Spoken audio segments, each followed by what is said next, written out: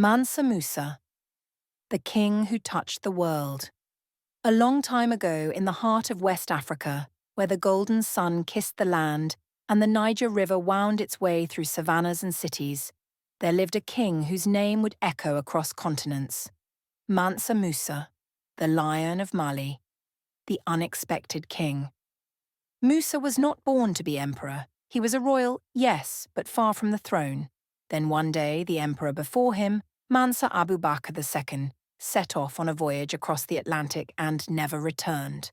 Musa, chosen as deputy, became king in his place. And what a king he became. When Musa rose to power in 1312, Mali was already rich in gold, salt, and trade. But under his rule, it would become one of the greatest empires the world had ever seen. The pilgrimage that shook the world. In the year 1324, Mansa Musa set out on the Hajj, the pilgrimage to Mecca. He did not go alone.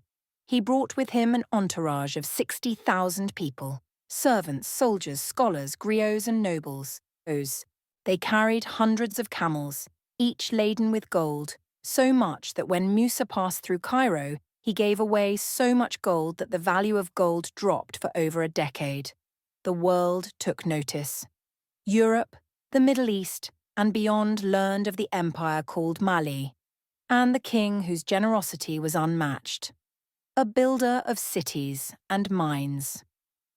But Musa was not just rich, he was wise.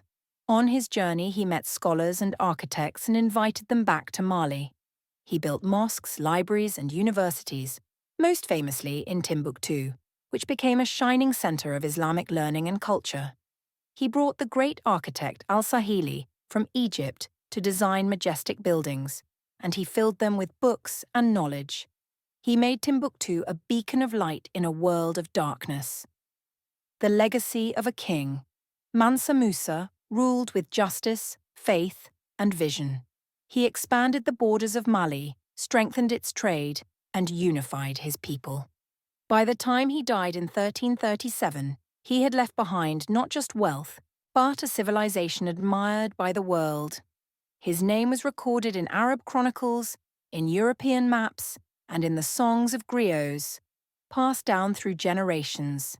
He showed that Africa was not just rich in gold, but rich in wisdom, power, and greatness. And so the story of Mansa Musa lives on. A man who walked through the desert with gold in his hands, faith in his heart, and history at his feet.